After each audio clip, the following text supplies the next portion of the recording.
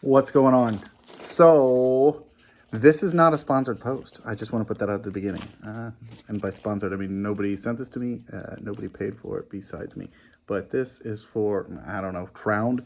It's one of these USB combination outlets, and it's wall mountable, screwable, attachable. It has mounting holes. What am I talking about? Those.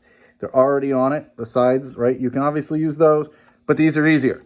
And what I'm going to do is I'm going to go ahead and get some iPads, and I'm going to plug them into these USB ports. I'm going to see what type of amps it has, because it says it can do 3.4 max, 17 watts as well. And what I need to be able to do is in your racks, you know how we get a lot of electronic gear now that is running off of USB ports and the little bricks. And instead of that, I want to plug them into here. So I'm going to go ahead and get a couple devices, plug them in here and test them and see how well they charge.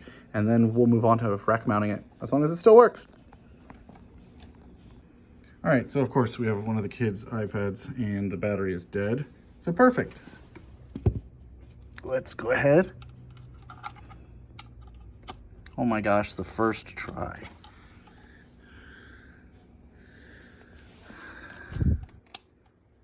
Turn it on.